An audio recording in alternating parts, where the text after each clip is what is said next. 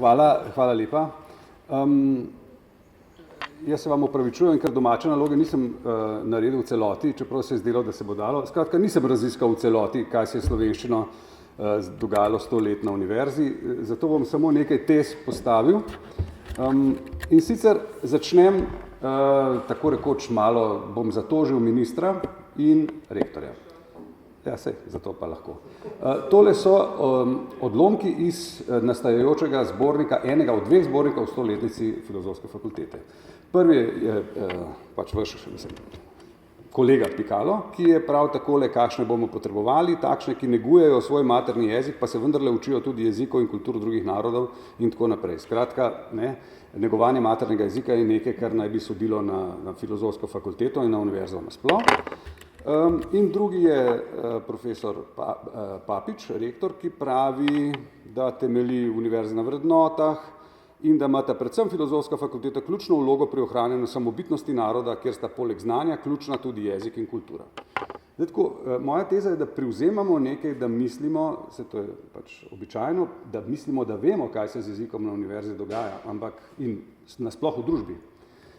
Privzamemo neke stereotipne predstave, kaj se dogaja, v resnici pa o tem vemo zelo malo, če tega ne raziščemo. In raziskovanja tovrstnega v slovenskem jezikoslovju je še manj kot v kakšni drugi vedi. Skratka, slike v bistvu še nimamo.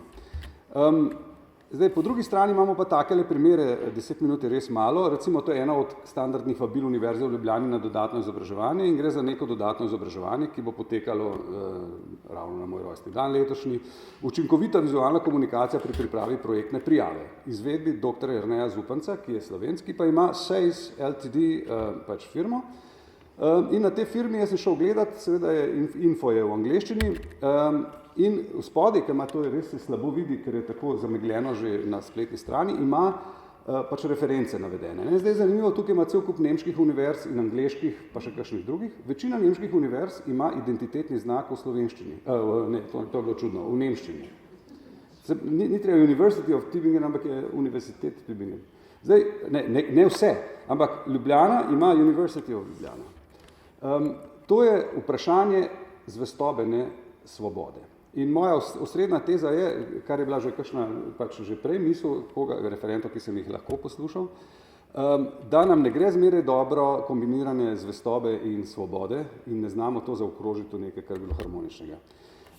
Če glede vloge univerze lahko naslednje rečem, v sociolingvistiki je bolj ali manj dognano, da brez ustanov ni jezika, pač vsaj ne v formalni rabi.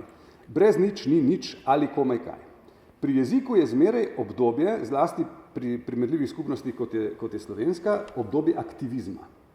Ko ti na račun nekomoditete, v imenu identitete, nekaj skušaš narediti, kar ti je pa težko, ker nimaš za to pogojev, ker moraš se odrekati coni udobja, karkoli, mislim, veste, kam peljem, ne? Ampak to ne more trajati večno.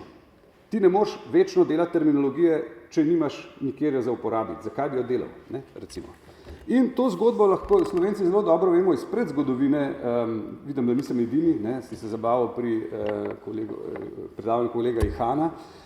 Pri nas imamo dva taka notorična primera, vsaj v slovenistiki, kako brez nič se ne da dolgo. En je Karl Dežman, ki je bil sprva, poznate to zgodbo najbrž, ki je bil zelo zagret in vesten in slovenec, bi rekel, kot mu ni para, ampak je kasneje izstopil iz tega, tako rekoč, polpoklicnega slovenstva v imenu druge identitete, to je strokovna identiteta kot znanstvenika, kot kritična znanstvenika in je bil v stiski, seveda je tukaj cel kup drugih razlogov še, ampak se je odpovedal in obveljal za ta največjega narodnega izdajalca, čeprav mu celo SBL pred 50 leti priznava, da je imel za to tudi zelo objektivne razloge, da ni se pridružil skrajnemu slovenskemu programu, ki pa je bilo, ne, če parafraziramo, to je šlo na živce celo Levstiku, samo da je slovensko, pa je vse v redu. Ne. In deloma mi še zdaj delujemo na ta program, samo da je slovensko, pa je vse v redu, čeprav vemo, da nas to najbolj pokopava.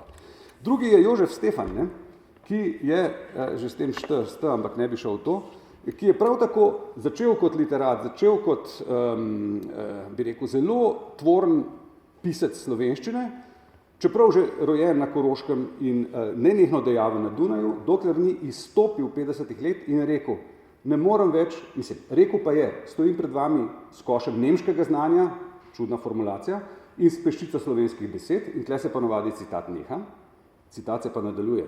Pa še tiste, ki si jih zmislim, krancem niso po volji, ker ne dišijo tako, kot bi si oni želeli, zato bi rabo neko močno figuro, da bi jim povedala, kaj je prav, dokler te figure nimam, bom jaz lepo po nemško pisal. To je bil bolj izgovor. On je takrat dobil raziskovalno mesto zahtevno in seveda ni mogel v slovenščini komunicirati v poklicni komunikaciji, ni bilo pa časa, da bi poljudno to počel še zraven popoldne za Slovence, ki so se šele razvijali naravoslovno. In nauk je, da brez ustanove tudi jezika vsaj dolgo časa ne more biti. Zato pravim, da je domet jezikovnega aktivizma je omejen, čeprav je lahko iskren in močen. To sta dva citata, ampak nimamo časa. To je prvi citat Dežmana, zakaj, pravzaprav eden od razlogov, zakaj se je odrekel nadaljnji pripadnosti slovenstvu in šol. To pa je ta citat, ki sem rekel ga Štefana. Hitri bralci ste prebrali in bralke, drugi pa ne. Lahko rečemo z gotovostjo, da je Univerza 19 bila ena od ključnih ustanov pri krepitvi statusa in korpusa slovenščine. Da pa ni bila, bi rekel, dokončna in edina, vidimo, da v bistvu so si, kaj bi rekel, nekaj fantov si je potem umislilo leta 38 še akademijo, ker jim fakulteta in univerza nekako ni bilo čisto dovolj, če sme biti malo ciničen. In je bilo treba poskrbeti še za dodatno raziskovalno, pa še za kakšno drugo identiteto, se mi zdi, to se pravi, da ali zdaj z univerzo pa je mogoče res bila ta piramida zaključena, ne, nikoli ni zaključena. Mimogrede, študij slovenščine, še desetletja od ustanovitve je bil znanstveno utemeljen pretežno s primerjalnim zgodovinskim jezikoslovjem, ki pravzaprav nobenemu aktualnemu poklicu povezano s študijem jezika ne ponuja nobenih orodij za poklicno delovanje, ampak je posledica tega, da v 19. stoletju bilo treba seveda utemeljiti slovenščino kot samostojen jezik svojo zgodovino. In ta zamik tega, kar univerza počne, je včasih žlahten, ampak zlasti pri humanistiki se zdi, da smo nekako neki bi rekel, čuvari nekih tradicij, ampak kot je rekel kolega Ihan, čustvo se hitro ohladi, če ni oportunistično, mi pa racionaliziramo čustva. Potem jih pa ne smemo racionalizirati, ker če ne odkrijemo, da so marsikdaj, bi rekel, kaj ne rečem, mogoče celo lažna. No, mimogrede. In slovenistika je dejansko samostojno oddelek na FFUL šele v 2002-2003. Zdaj, zakaj bi bil poseben referat potreben, ampak to je razmeroma nenavadno. No, jaz bi tako rekel, pač to pa nisem naredil domače naloge. Jaz sem prepričan, da je treba natančno podatkovno sliko v dejanskih univerzitetnih jezikovnih praksah šele raziskovalno izdelati. Kdo je kje, kateri jezik rabil, izhajamo iz predpostavke, da od začetka Slovenske univerze je bilo vse slovensko do zdaj, ko nekateri hočejo z internacionalizacijo to grobo prekiniti. Ni res. In delovna teza za to je, da je slovenska enojezičnost Slovenske univerze ves čas se je dopolnjevala z različnimi večjezičnimi praksami. Seveda, zgodovina je že marsikaj o tem ugotovila, ampak treba je bilo skupaj potegniti z neke take perspektive, da videli, kakšna je to. In druga teza je, da v resnici ne vemo, kako se vpliva univerza, koliko, 2 minuti, in javna raba slovenščine. To moramo raziskovalno modelirati. Da je tukaj cel kup nekih problemov, vemo iz nekdanjega dela, zdaj smo trenutno nehali delovati, skupine, ki naj bi pripravljale jezikovno strategijo univerze. Jezikovna strategija univerze je pa pred 2 letoma senat sprejel, da to moramo nekako narediti. Smo bili imenovani, ampak je bilo mišljeno, da bomo to malo tako naredili z nekaj sestanki, mi pa bolj, ko smo se temu posvetili, smo videli, da je jezikovna slika univerze tako večplastna, da na hitro narediti ne moremo zares ničesar, brez najrazličnejših podpor. No, zdaj pa tako, za zaključek, čeprav sem tlele šele se razgrel. Pri univerzi je tako, kot če bi se vprašali, za koga so slovenske avtoceste, ali so res samo za Slovence in Slovenke, kaj to pomeni za državljane in državljanke in podobno za univerzo. Ko smo jo ustanovili, seveda smo jo potrebovali, ampak ni namenjena samo Slovencem in Slovenkam, ampak je namenjena marsičemu drugega še tudi. Jezik, kot veste, ima funkcionalno simbolno perspektivo in kako obe perspektivi združevati, tega ne znamo dobro. Ni nam samoumevno. Ni nam samoumevno, da bi napisali Univerza v Ljubljani, ker nas je malo sram, da mogoče bomo pa zaplankani. Ne vem, na kakšen način do neke zdrave samozavesti in hkrati do svobode in zaupanja, da se človek zna odločiti jezikovno v tistem trenutku tako, kot je najbolj pametno in najbolj v skladu s čustvi. kako biti zvest in svobodni hkrati. S tem bom zaključil ta referat, ki v resnici referat sploh ni bil. Hvala lepa.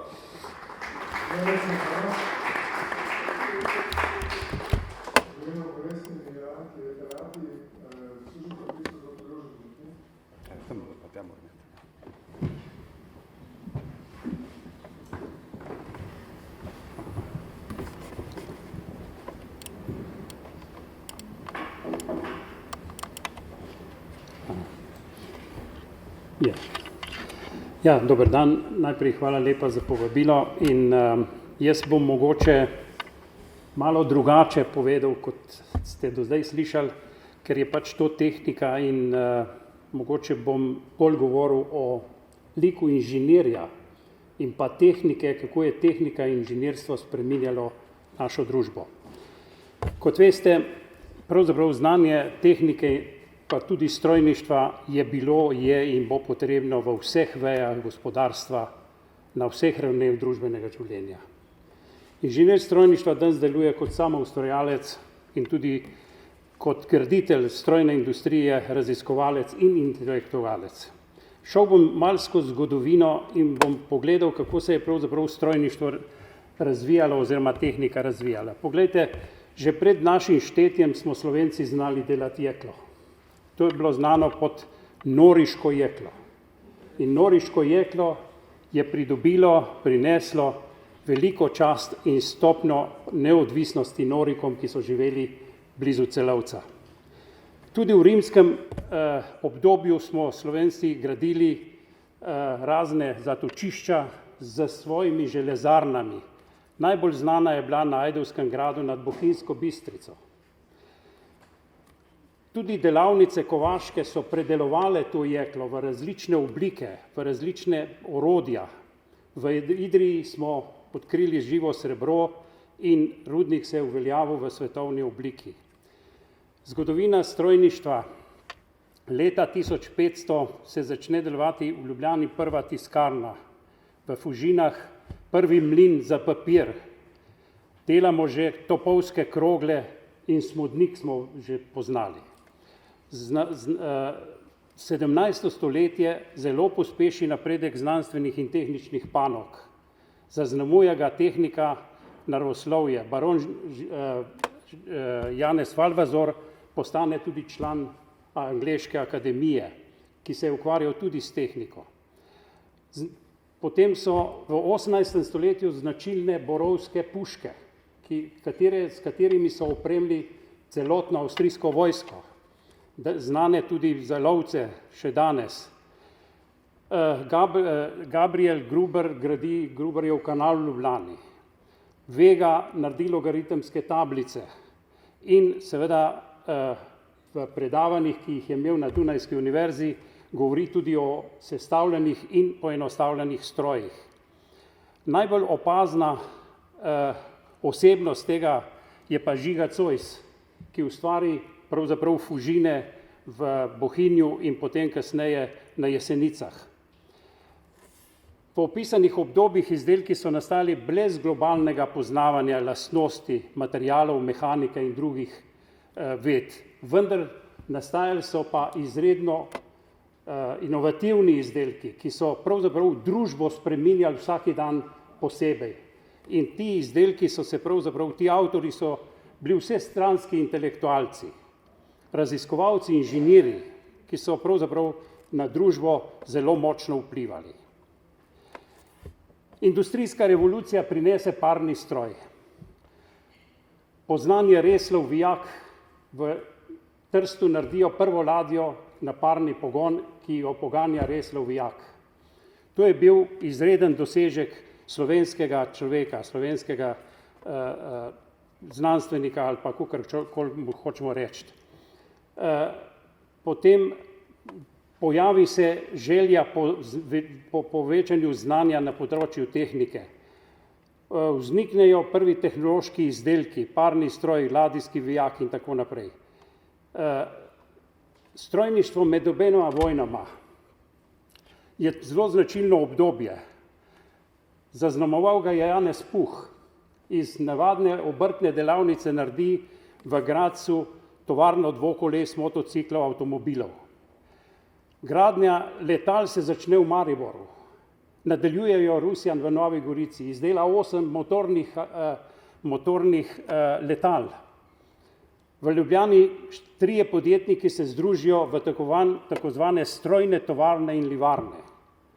Leta 19 se ustanovi Univerza v Ljubljani in seveda tudi tehnična fakulteta, ki združuje strojništvo in elektrotehniko. Prvi diplomant se pojavi leta 47-48, prvi doktor pa leta 69. V tujini je ta čas delovalo ogromno slovenskih zelo pomembnih mož, Potočnik, mehanik Anton Kuhelj, strojnik Felix Slobe, nobelovec Fritz Fregel, Mirko Roš, ki je bil na področju materialov prvi človek v Evropi. Vsi ti Slovenci so se vrnili v Ljubljano, ko se je ustanovila univerza. V Sloveniji je nastalo v takratnem času 865 manjših tovarn. Po drugi svetovni vojni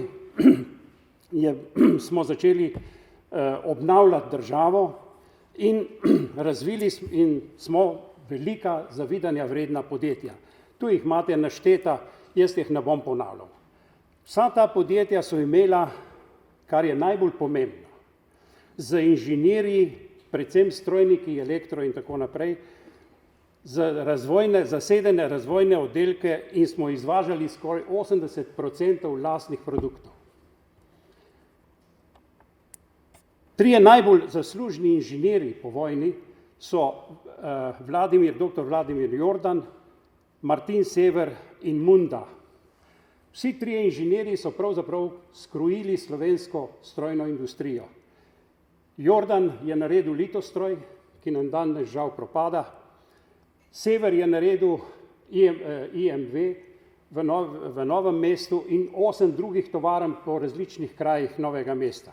Še danes so njegove počitniške prikolice in tako naprej zasedajo in avtodomi lete 4,2 do 4,6% svetovne proizvodnje.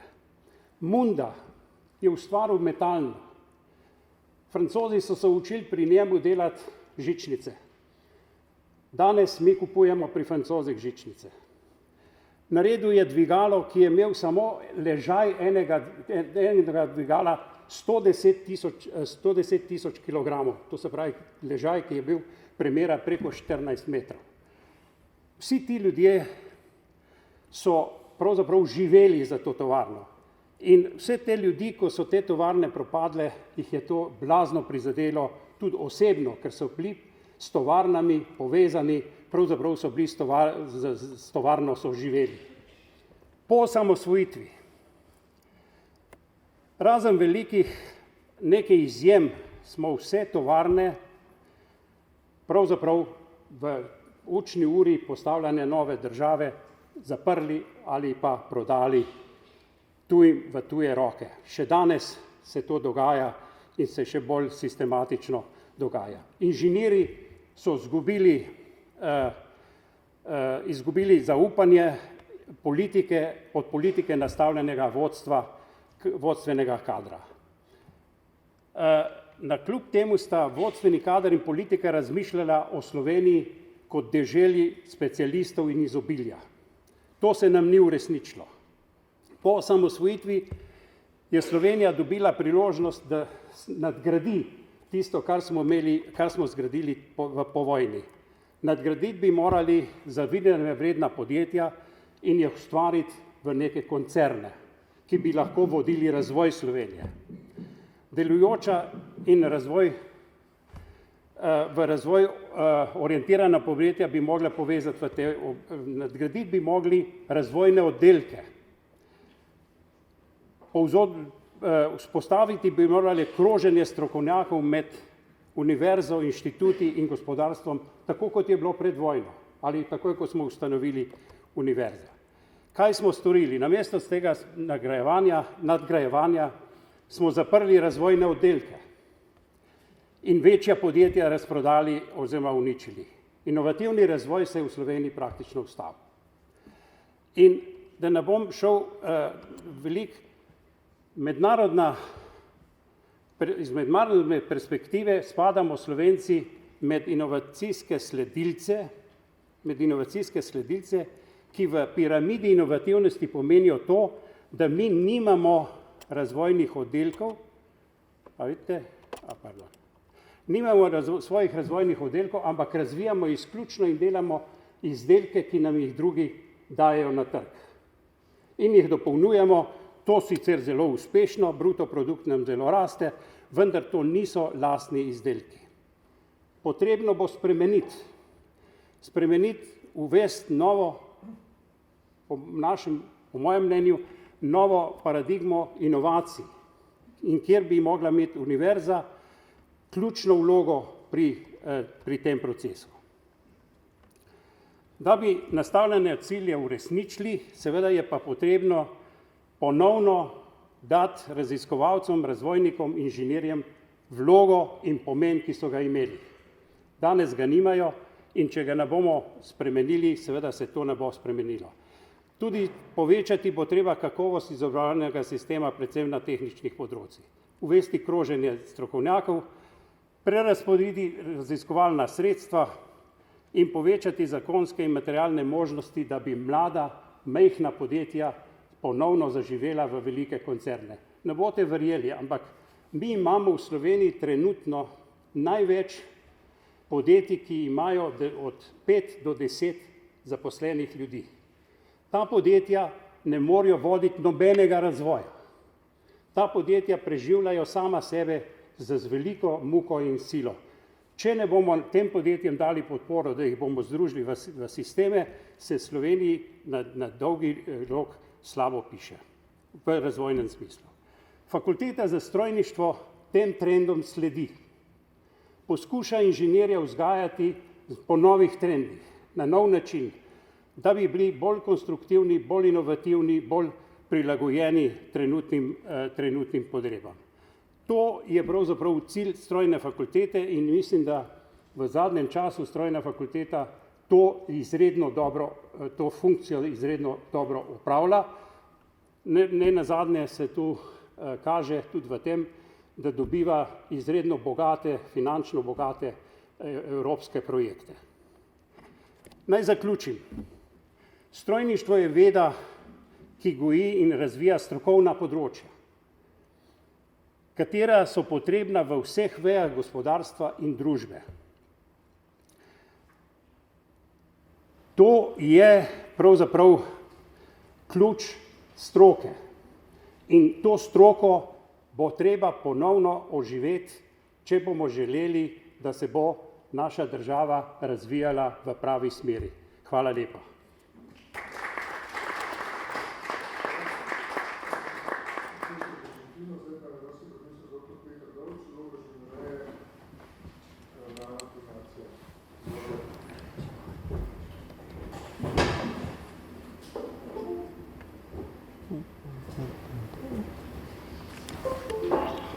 Zdaj bo šel.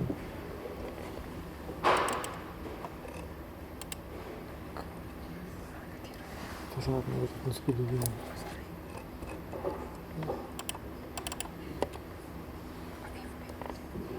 Kako? Če še enkrat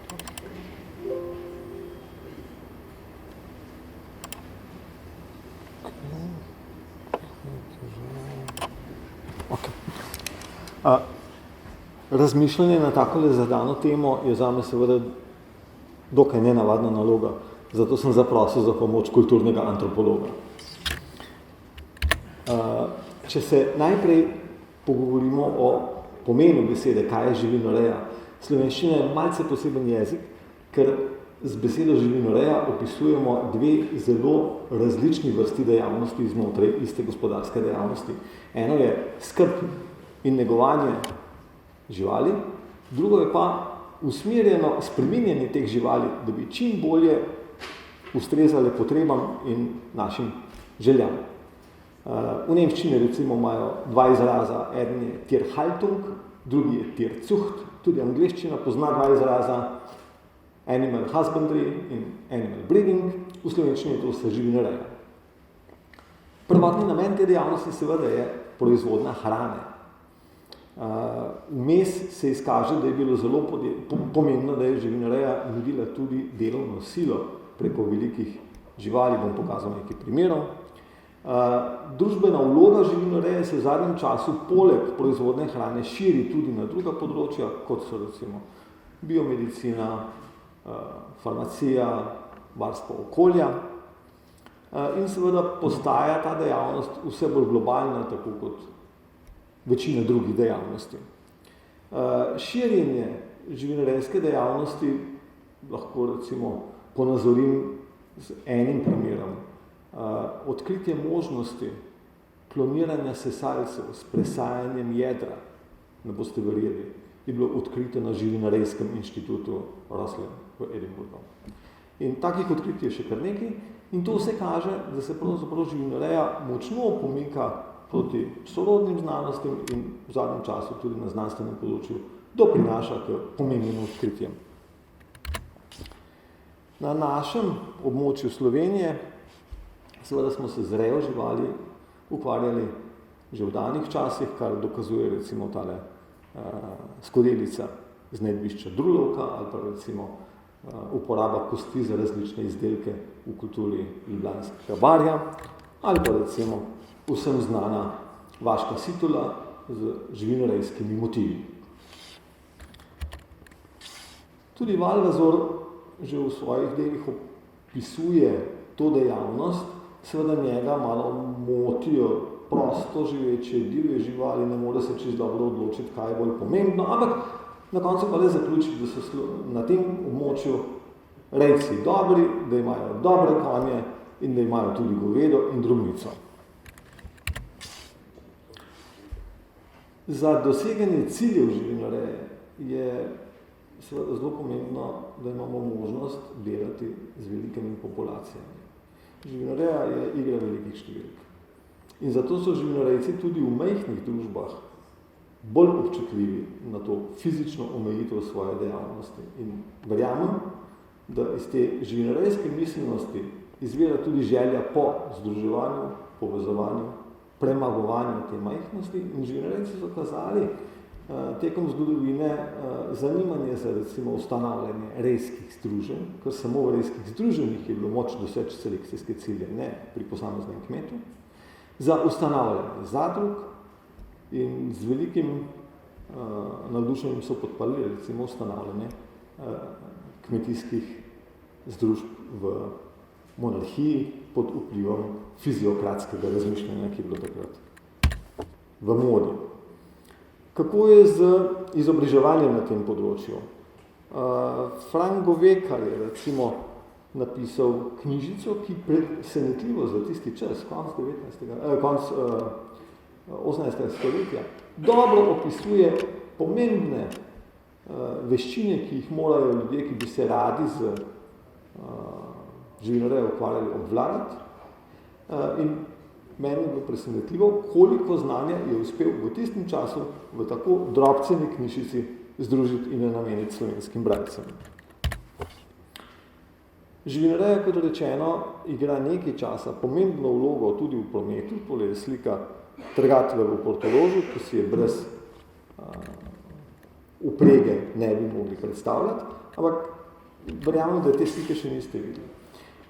Pri gradnji železniške postaje v Trstu je bila za transport velikih kamenih blokov izjemno pomembna uporaba valovskih vpreg. In mislim, da so tisti, ki se je potrudil na tej sliki prešteti, lahko našteje 60 volov, ki so vlekli tale kameni blok na sliki. Se pravi, tudi v prometu in gradbeništvu pomembna vloga. Če gremo naprej k razvoju šolstva na tem področju, seveda ne moremo preko čebelarstva in naših pionirjev na tem področju, pa mogoče premalo poudarimo, da je bil Anton Janša prvi formalni uradni učitelj čebelarstva v Habsburški monarhiji. Njegovo delo je potem delno prevedel, pa prenesel v domače okolje Peter Pavel Glavar. Manj znano pa je, da je bil sicer po osnovnem poklicu duhovnik Francis Jager, prvi akademski profesor čebelarstva v Združenih državah Amerike.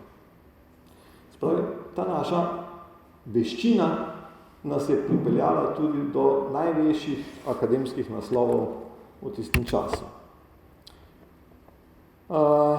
Živinoreja je bila dolgo časa, vsaj v Sloveniji, ujeta v majhen okvir, v glavnem namenjena preskrbi ožjega kroga ljudi z živinorejskimi pridelki in pravzaprav velikih tržnih viškov nismo imeli na voljo, dokler se recimo med obema vojnama situacija ni malce spremenila, dokler ni prišlo do organizirane trgovine s plemensko živino in do pojava prvih večjih siral.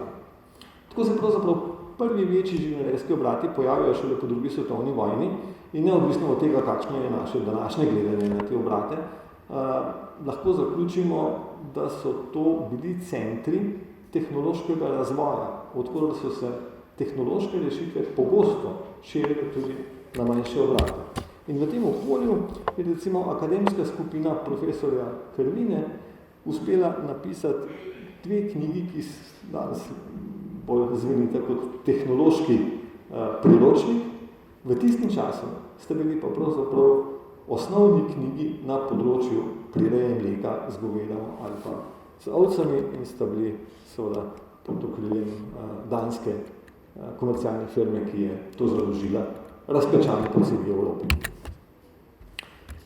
Dediščino, ki jo Ljubljanska univerza vleče iz delovanja Frana Jesenka, so nekateri genetiki potem nadaljevali tudi v povojnem obdobju in tukaj je zagotovo pomembno omeniti profesorja Ločniškega, ki postavi temelje nekaterim razvojnim področjem znotraj živinoreje, ki so potem vodili do akademskega razmaha.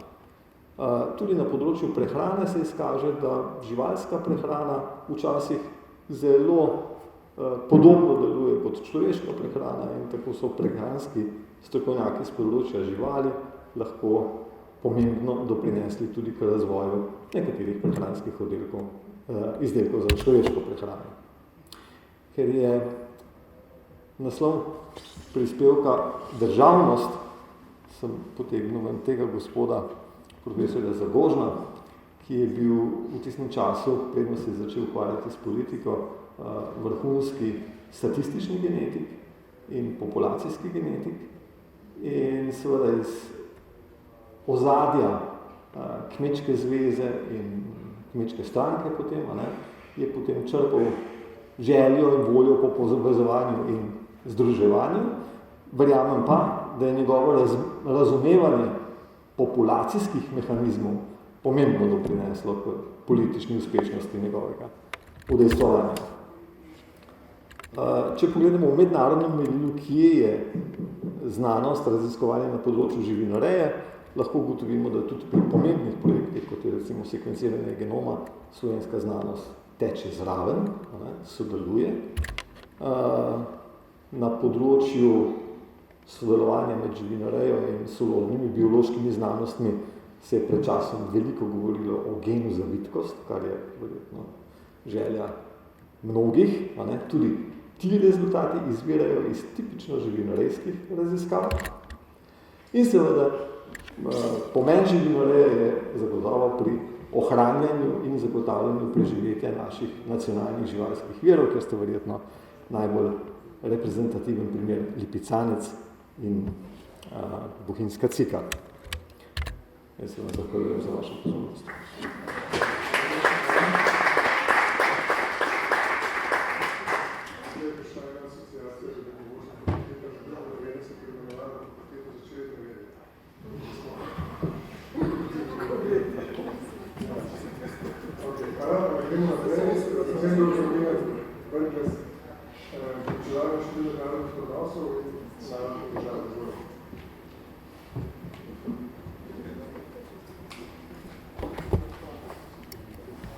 Ja, najprej lepo pozdravljeni in hvala za vabilo.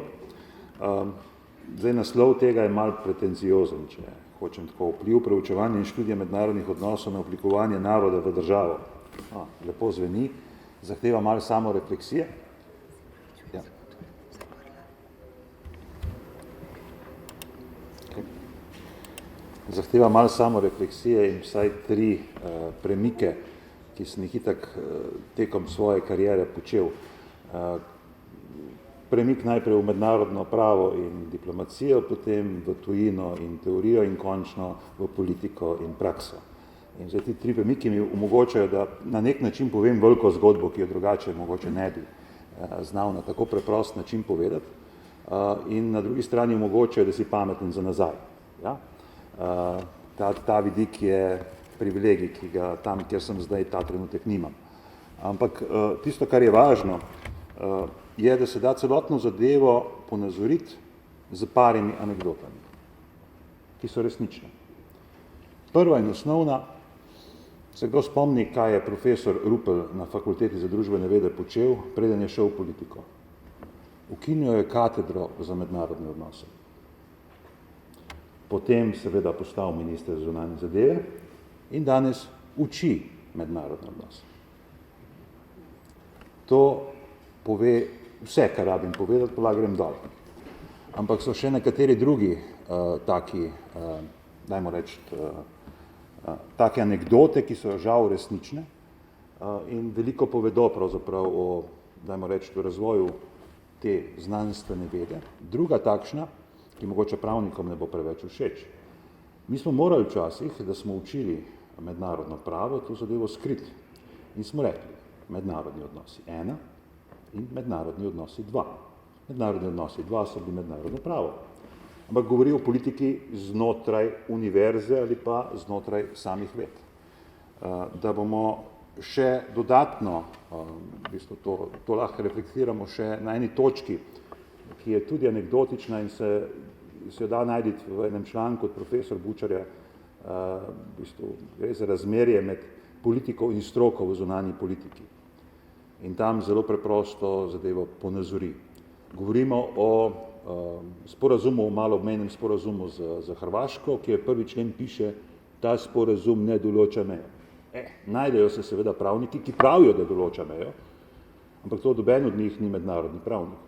Tisto, kar hočem povedati, je, da v bistvu tisti del stroke, ki je relevanten, naenkrat postane pač zaradi političnega pomena ali pa potrebnosti utemeljevanja politike v stroki širši ali ožji, kakor pač nekako zadeva. Ampak to je anekdotično, tega niti ne bi rabo toliko veliko povedati. Mogoče zadnji takšna anekdota je pa usoda evropskih študij. Najprej, evropske študije smo začeli na Fakulteti za družbene vede proučevati oziroma poučevati v trenutku, ko smo vstopili v Evropsko unijo, kar pomeni, da smo zamudili pravi trenutek, da bi to zadevo pravzaprav naredili. Torej, če bi znanost bila ali pa misel bila pred stvarnostjo, bi morali to narediti vsaj 4 leta prej ali pa 5 let, glede na način, kako se je tako učil. In seveda tisto, kar je na koncu, zdaj tega ne delamo več na dodiplomskem. Ampak to je pač stvar zdaj razmeri, pa ne bom niti rekel, da je fakulteta ali karkoli za to karkoli kriva. Govori pa o neki ambivalentnosti, ki jo imamo do naslednjega področja in to pa je Evropska unija. Zdaj, lahko pa to zgodbo, ki jo se da na ta način povedati, povem tudi na lepši način. Ne? In lepši način se začne vedno z mojim profesorjem Benkom, dejstvom, da je dobesedno postavil znanost o mednarodnih odnosih na nivo same znanosti, da smo to znanost aksiomatizirali, da je bil presežek te znanosti v dobi, ko smo še bili narod, pa še ni država, sociologija, ki noben živ Bog ni vedel, kaj bi z njo, v primerjavi s tem, kaj bi delali mednarodno, da pa je ravno ta potem omogočila lažje razumevanje in tudi vključitev mednarodnega prava kot takega na eni strani. In na drugi strani tisto, kar je bilo v tistem času tudi pravzaprav pomembno, da je znotraj tega svojega področja mislil tudi na materialno osnovo in torej politično ekonomijo, ki se jo da speljati s pomočjo profesor Južniča ali v proces dekolonizacije, ali na drugi strani dva malo bolj ekonomistično zastavljena zadeve, transnacionalke, ki imamo še vedno, torej profesor Svetičič, ki je kasneje prišel po osamosvojitvi sem, in na drugi strani tudi en profesor, ki je proučeval dolgove, mrak. Torej, tisto, kar hočem povedati je, da so bili nekateri od teh nastavkov pripravljeni za to, da bi jih politika uporabila, pa jih dejansko ni. Torej, vse je bilo znotraj znanosti narejeno, da bi lahko bilo uporabno in vsaj ti profesori so bili navajeni, da jih je politika konzultirala, pa jih dejansko ni konzultirala, vsaj v tistih ključnih momentih ne. Običajno prepozno, po tistem, ko so se stvari že zgodile, ko je bilo treba kakršnokoli že od teh zadev reševati. Še dva taka vidika sta, ki govorita o neki specifiki razvoja znanosti v mednarodnih odnosih znotraj proučevanja mednarodnih odnosov v mednarodnem merilu. In ta vidik bi jaz prav posebej imenoval in rekel bi mu politika mednarodnega prava. Da se ga ponazoriti z tremi dejstvi. Najprej z dvema imenoma. Nekdanji dekan profesor Petrič, Samoodločba naroda, ja, daleč pred osamosvojitvijo, zelo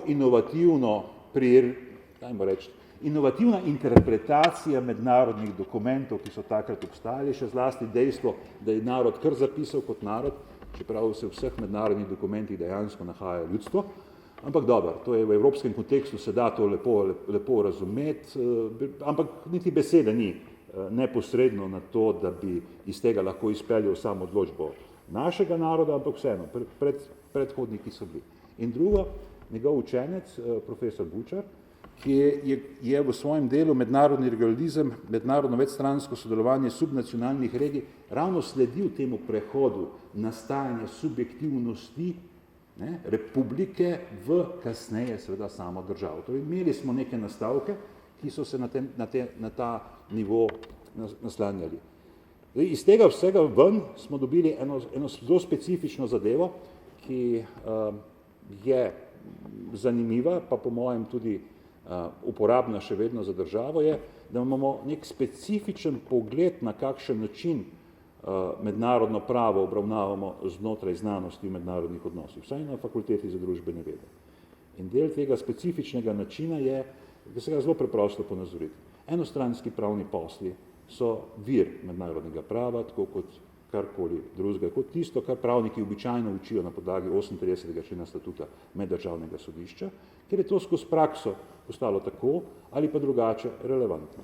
Hočem sem povedati, v bistvu, imamo neko specifiko, dve specifiki, torej profesor Benko, aksiomatizacija znanstvenega aparata, ki smo ga imeli razdelanega preden smo postali država, nismo ga pa znali prepoznati in ga je bilo potrebno kasneje aksiomatizirati v meddržavni stvarnosti, in na drugi strani v bistvu razumevanje mednarodnega prava stališča politologa, politike, kot nečesa, s čemer se pa da v tej državi tako ali drugače služiti. Ok, vidim, samo 2 minuti še. Kar se tiče Evropske unije, ker sem prej omenil, da je da je naš odnos ambivalenten.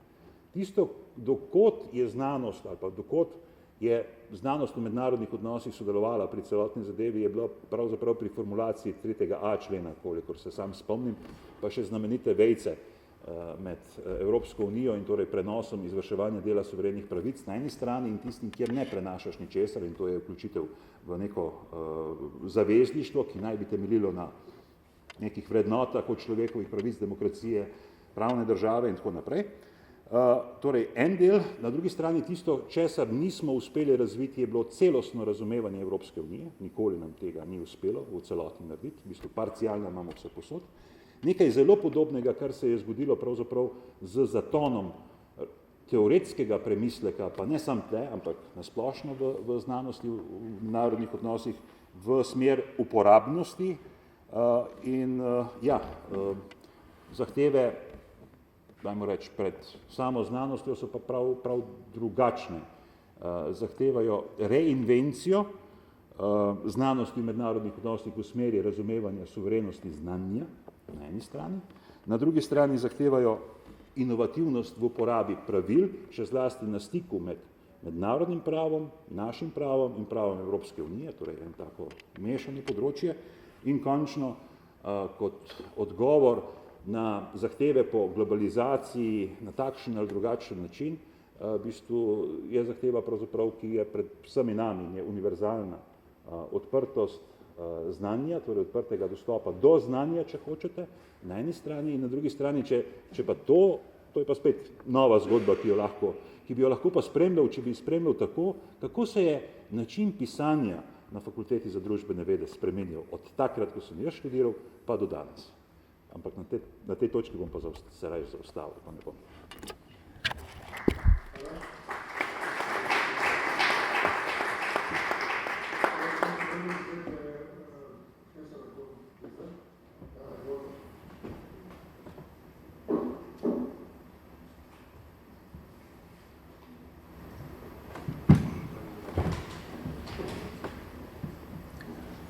Spoštovane in spoštovane, nisem vedel za možnost, da uporabim. A to ste vi? Veste, ga ne potrebujem. Hvala. Tako bom govoril prosto, nisem vedel, da bi imel možnost uporabe PowerPointa, ampak veliko številk ne bom itak povedal. Tako da povem o akademski disciplini, ki se imenuje danes obramboslovje in ki se je pojavila kot akademsko priznana disciplina z matičnostjo na tedanji Fakulteti za sociologijo, politične vede in novinarstvo Univerze v Ljubljani sredi 70 let, torej pred 44 leti. Predzgodovina je povezana, predzgodovina obramboslovja je povezana in tvori del procesa osamosvajanja Slovencev v 20. stoletju iz neznatne etnične manjšine v večnacionalnem cesarstvu v nacijo. In ta proces je potekal in se je zaključil v približno 73 letih. Zato, da bi se ustvarili pogoji oziroma prvine državnosti Slovencev, tudi na področju vojaštva, bi bilo potrebno, da se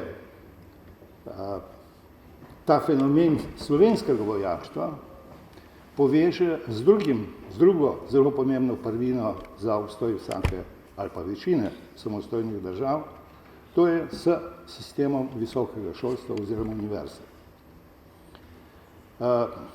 Ob razpadu oziroma v koncu Prve svetovne vojne in razpadu Avstro-Ogrske se je pojavil element slovenskega vojaštva, zelo skromen sicer, v obliki majstrovih prostovoljcev, borcev za severno mejo. In še bolj pomembno in še bolj trajno, svet v tem preraščanju Slovencev v nacijo je označila oziroma izrazila ustanovitev Univerze kraljevstva Srbov, Hrvatov in Slovencev v Ljubljani leta 1919. Toda te dve prvini so ostali nepovezani. Iz nekaj razlogov. Prvič zaradi kratkotrajnega obstoja majstrove vojske in na drugi strani zaradi tega, da nobena ustanovna fakulteta se za to področje iz razumljivih razlogov ni zanimala in da Slovenci so tedaj znašli v centralizirani kraljevini, kjer so vse vojaške ustanove, torej vojaške učne ustanove, akademije, bile locirane v Beogradu in Dubrovniku, torej na ozemlju Srbije in Hrvaške. Nobena izmed teh ni bila na ozemlju Slovenije.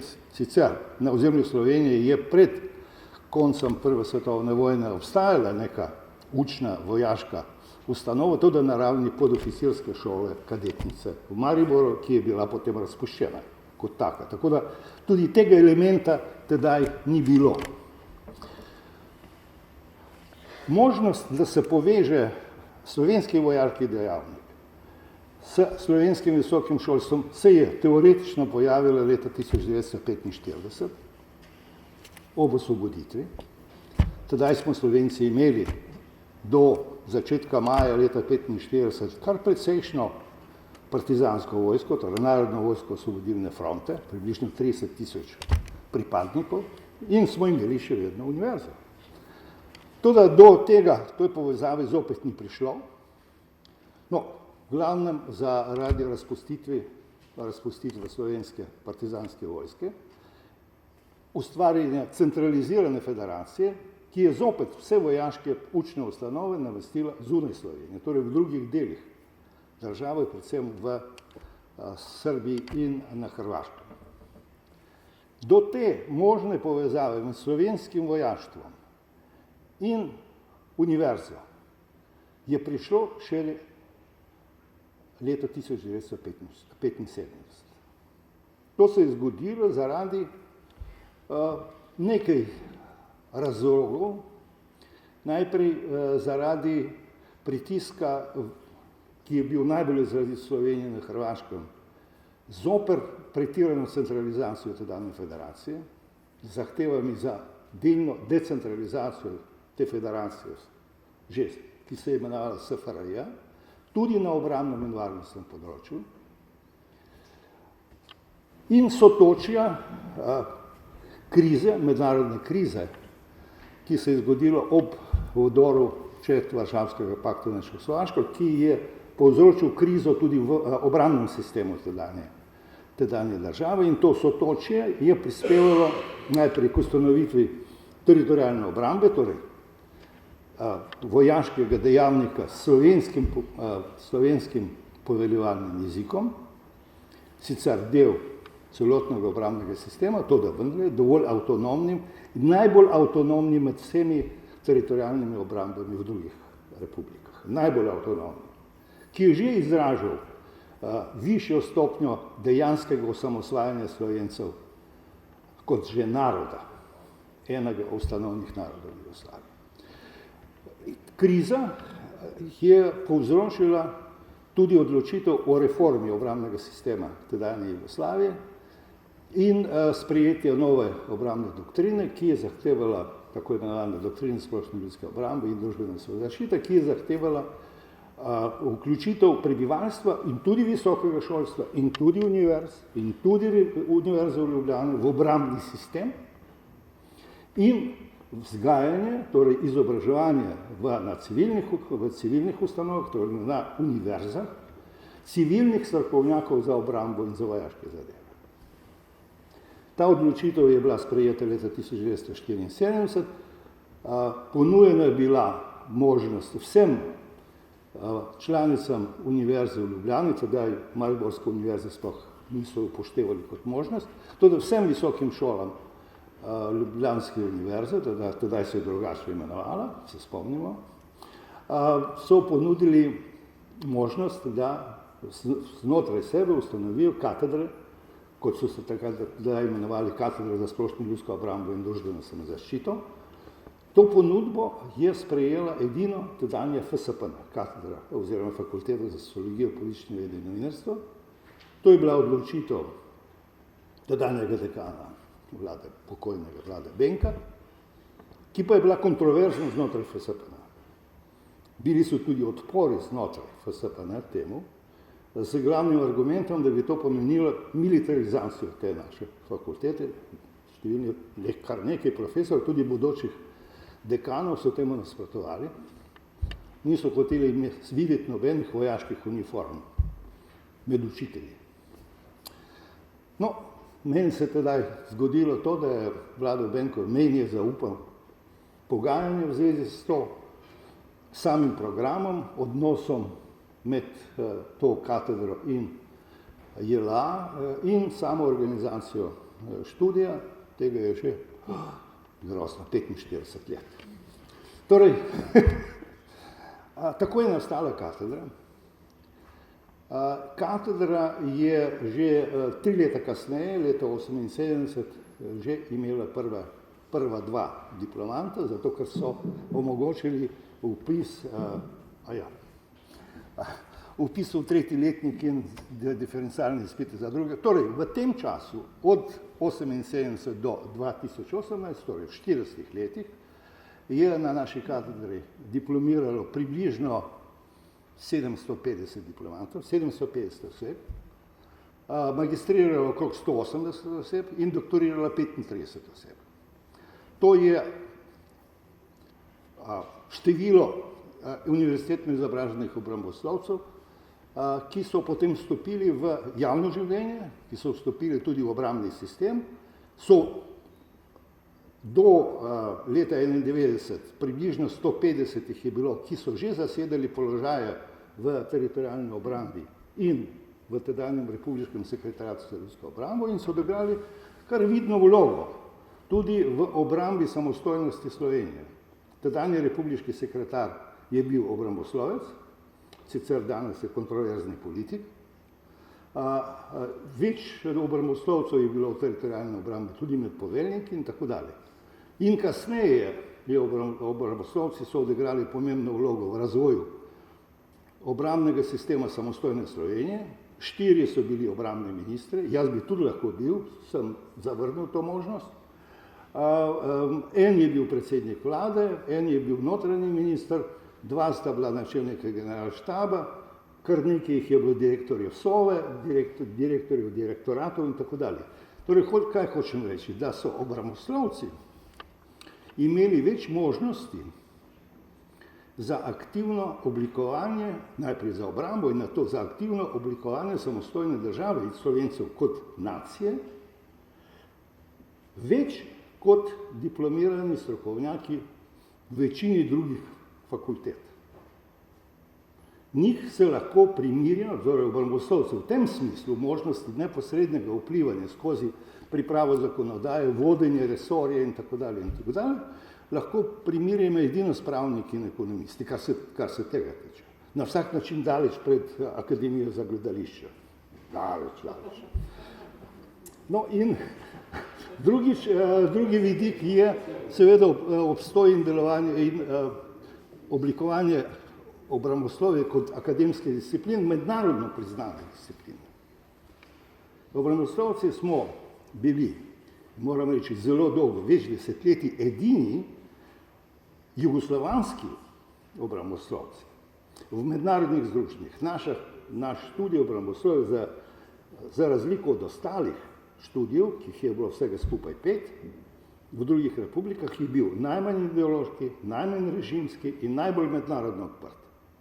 Zelo dolgo smo bili edini jugoslovanski strokovnjaki za obrambno področje v 2 mednarodnih združenjih politologov in sociologov, v 2 raziskovalnih komitejih, v 2 organizacijah, največjih organizacijah strokovnjakov za to področje.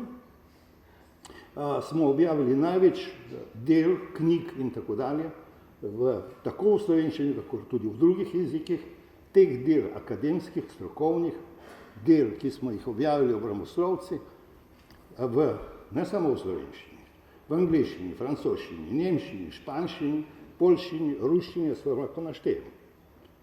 Blizu 1000 strokovnih del. To je volumen.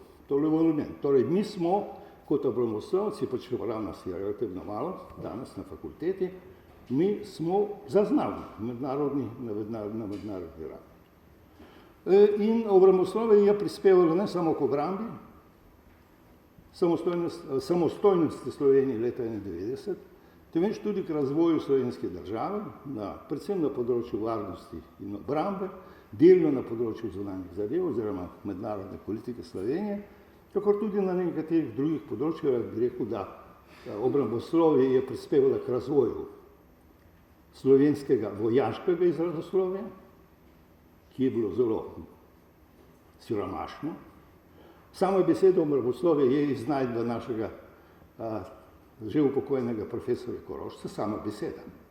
In tako dalje. Tako da smo na več načinov prispevali tudi k razvoju slovenske ne samo države in družbe na demokratičnih načelih, tudi slovenske kulture in majhne tudi jezika.